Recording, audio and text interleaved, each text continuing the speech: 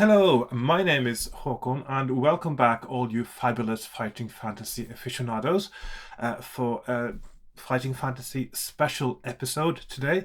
I'm not going to play any games today, but I just had to say a few words about this because today is the official publishing day of the latest fighting fantasy gamebook, which is Crystal of Storms by Rihanna Pratchett. Um, and it comes in actually very nice gold foil embossed text on the front here, which is very nice. And also it's different glossiness on different parts of the cover here. This creature, whatever it is glossy. The rest is a little bit more matte. And it's that time of the year because the last few years, Scholastic, who are the current publishers of the Fighting Fantasy franchise, have been publishing one book a year. So last year there was Assassins of Alancia, very goldy. The year before it was Gates of Death, very silvery. And then it was Port of Peril, a little bit of gold. So maybe this is going to be the trend now. There'll be one book a year, possibly. I think some of us probably would have liked to see more than one book a year, but one a year is rather good. Now, I'm of course working my way through the old ones. Currently, I'm ready to start number 16. I might take a little break from that to do this one next instead, because it is new and because it's a bit different. Of course, at the same time as this was published, there would have been some other reprints as well of old ones at the same time. I can't remember exactly which ones now. Was it House of Hell they did now? I'm not sure. Not so interested in the new versions of the old ones. I'm only interested in the old versions of the old ones, really. But yeah, I haven't opened this yet. It's just fresh out of the box. Let's have a little look inside. Yes, Return to Firetop Mountain is one of the new ones they just printed, I believe.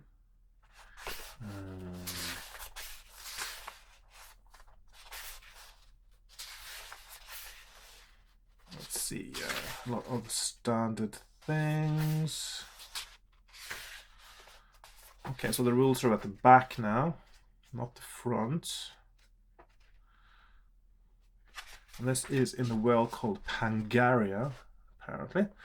So we've got skill, stamina, luck, the usual. Battles, pretty standard.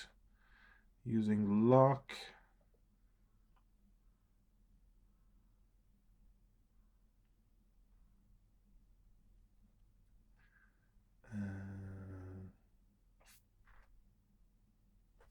Using luck in battles. I see they've changed the way the text is now a little bit from the earlier books.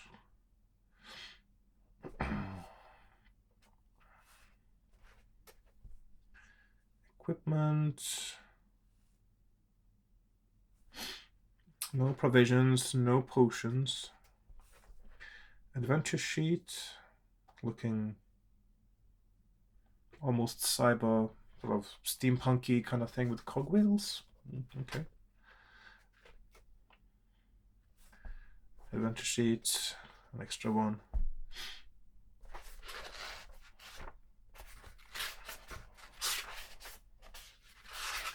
So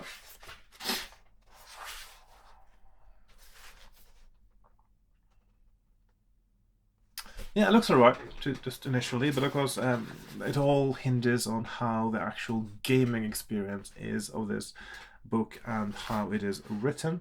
I don't doubt that Rihanna Pratchett is good at writing. Actually, I can see that just from the background here, which I've read before because that was pre-published as a little sort of teaser as well.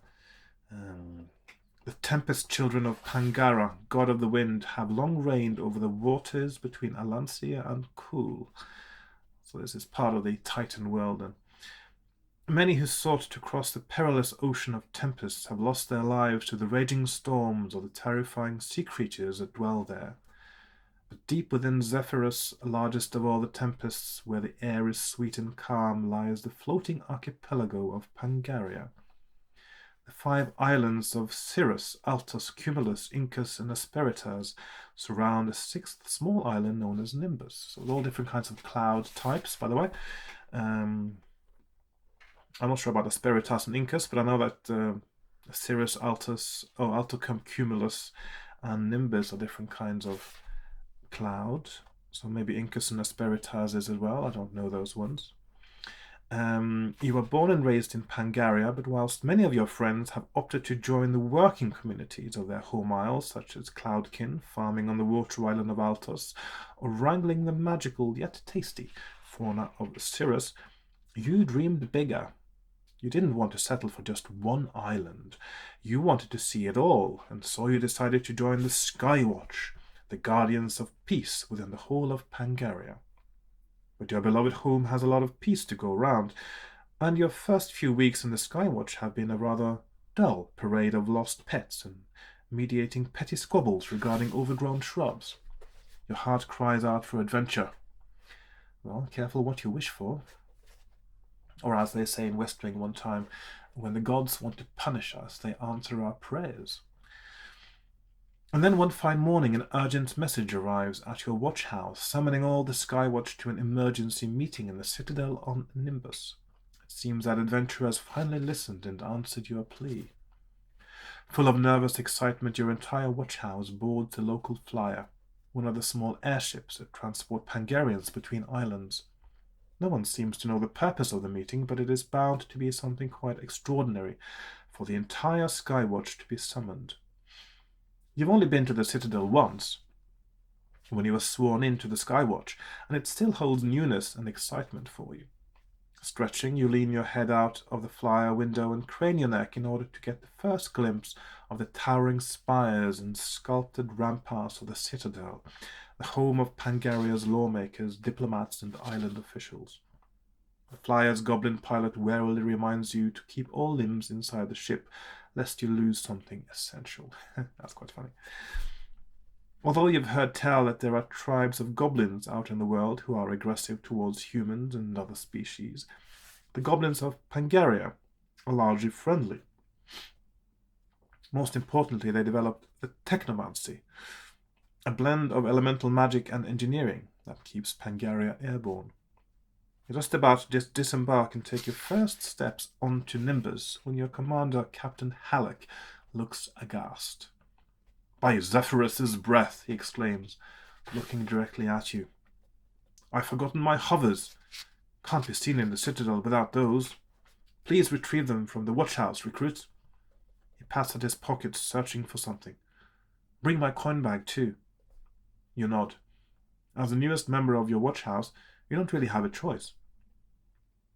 Remaining on board the flyer as the rest of the watch disembarks, you hope you can get there and back without missing anything exciting.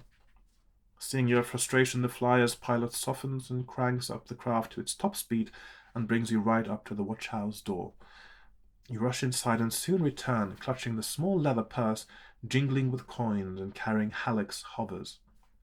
Up close, you can't help but marvel at the intricate, light-as-air metalwork of these portable wings, powered by storm crystals, harvested and gathered from the local tempest by the elemental stormborns. You look forward to the day when you are senior enough to get your own pair. You check the crystal gauge, which is attached to a small blue-green storm crystal that has a tiny imprisoned tempest swirling inside it. It's the third full, but there's no time to charge the wings. You throw yourself back into the flyer. The little airship has barely had time to set down when you leap from the bulwark and start to sprint towards the Citadel. Suddenly a great explosion rocks Nimbus, and a wave of energy surges outwards from the fortress, catapulting you through the air and over the edge of the island. You begin to plummet downwards. Your adventure awaits. May your stamina never fail. Now turn over. I think that's quite a well-written introduction, actually. I quite like that. It's got a lot of drama. It's got a bit of characterization. It's good text flow. I like a good text flow. And yeah. So I'm really looking forward to giving this a go very soon. And yeah, I just thought I'd just do a short introduction on it now because it is new. It just came out. I know that people who bought their books from independent booksellers would have had it for a few days now, potentially. But I do believe the official publishing day is today, and if you pre-ordered it to be sent to you, this is the delivery day that often would have been aimed for. So, yes. If you haven't got it already, yeah, well, probably give it a go. If you like playing these books, I think everyone should buy these. But is it good? Well, I don't know yet. It's probably going to be different from what I'm used to, which is a good thing as well. So that's it for today. Really, I just wanted to have a little quick gander at the new fighting fantasy game book, and I'll see you next time in my next episode of Fighting Fantasy Gamebook Playing. Maybe I'll play this one. Maybe I'll play something else. I haven't decided yet. But whatever the case is, thanks for watching and goodbye for now. Bye-bye.